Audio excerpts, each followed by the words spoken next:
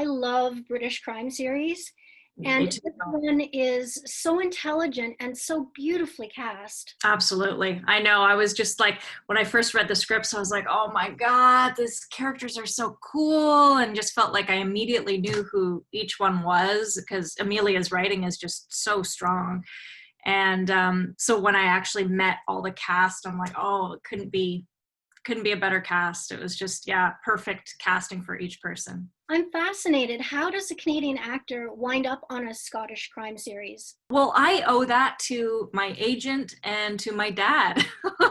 My agent in Canada had just reached out to a number of casting directors in the UK, probably around pilot season.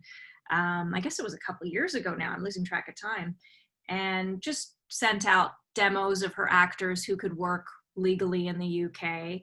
And then Andy Pryor, fantastic casting director, asked if I would tape for this role, and so she sent it in, and thank God I got it. And so my dad comes into it because he was born in Leeds, so he's English, and he had insisted on getting me my British passport. I guess when I was a teenager was when he did it.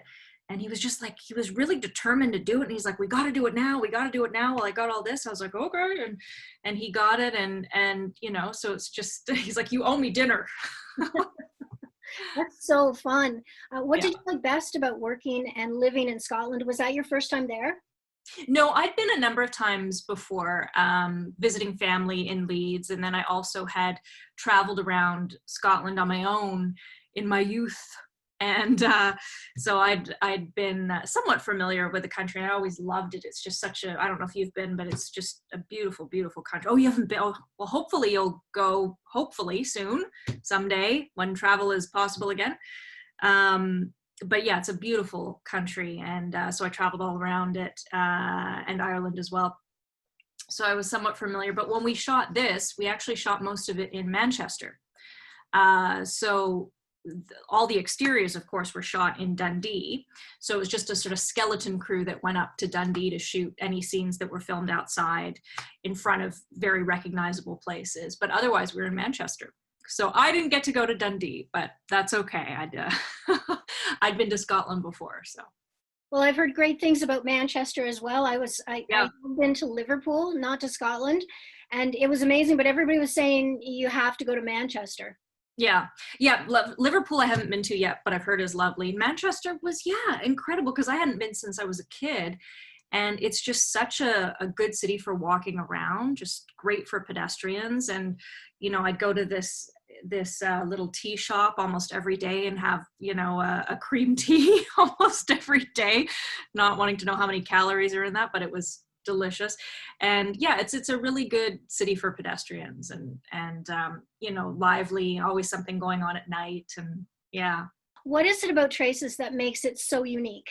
It's such a nice combination of things. You know, you have the crime drama, you have the murder mystery, but you have these characters that are so compelling, of a wide different variety of backgrounds and ages.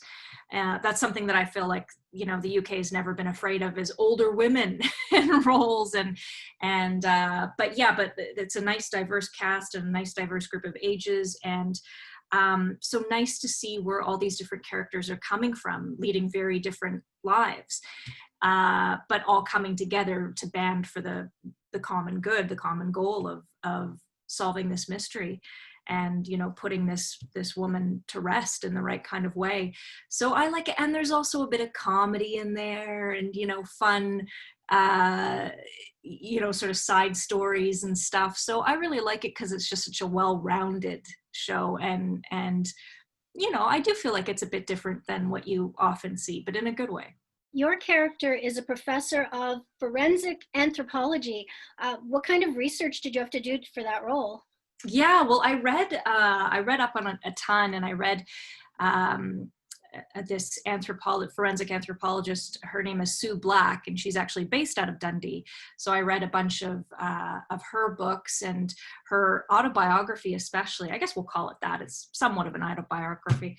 Was just incredibly informative, and you know, something that really stuck with me was that she said when people are like, "Well, aren't you scared of working with dead, corpses and bones all the time and all that kind of thing. And she said, no, the living spook me. And so that really stuck with me, of just like the comfort of working with science and fact and things that are concrete, whereas not necessarily knowing how to, the ins and outs and nuances of human interaction and behavior, and not knowing what someone's thinking. So I really like that. That resonated.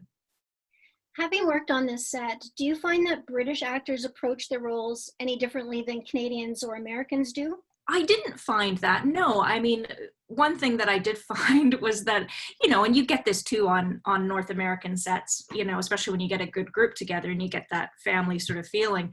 But I did find that, everyone I worked with on this set was just so much fun. Like they just weren't afraid to have fun and be silly and take the piss out of themselves. And it was a really, really lovely time, and going out for a pint after, and just the culture of connecting was it felt above and beyond to me than what I'm used to. So it was wonderful. It sounds amazing. I'm so envious. I know, right? Yeah, I want to go back.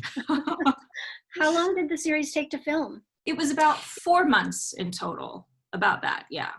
So it was nice because it's oftentimes with, again, North American series is you move quite quickly and there's more episodes. So in, a lot of British series, there's 6 episodes and sometimes more, but in North American, it's often like 10 or 12, right? And so it was 4 months is actually quite a bit of time to shoot 6 episodes. So it was nice to not feel rushed and to feel like you could still get takes in if you didn't feel great about them. And just that pace was just a lot more doable. And sleep was actually a thing, which was nice. So I heard that you're filming a series about the COVID lockdown. Well, my husband wrote and created and directed a series about it. So maybe that's what you're thinking of. So yeah, I did do a couple episodes of that. And so we did that pretty quickly. We moved because we wanted to get it in before possible second wave, which happened. So we were glad to get it done. So the filming part's done, but now it's in post-production. So that'll be a bit of a ways off, I think, before it's ready. I wanted to ask though, because I know there have been a few Canadian series and so forth that were filming during COVID.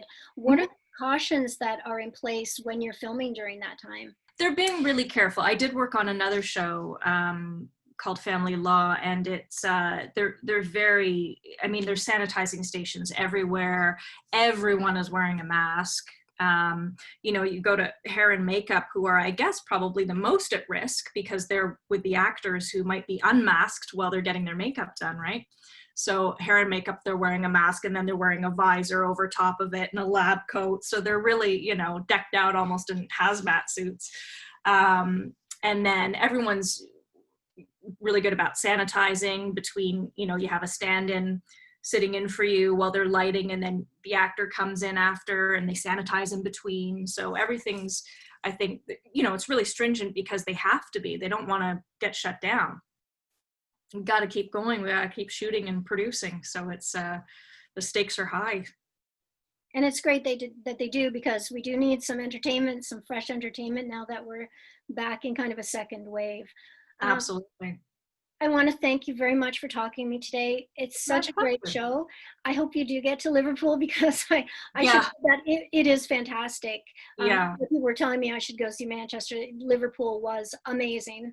So I hope you get to go see it one day. Thank you. Yeah, I hope so too. And I hope you get to Scotland too. I hope so. It's on my list. Thank you very much again. Thank you. Yeah, nice to meet you. Bye-bye.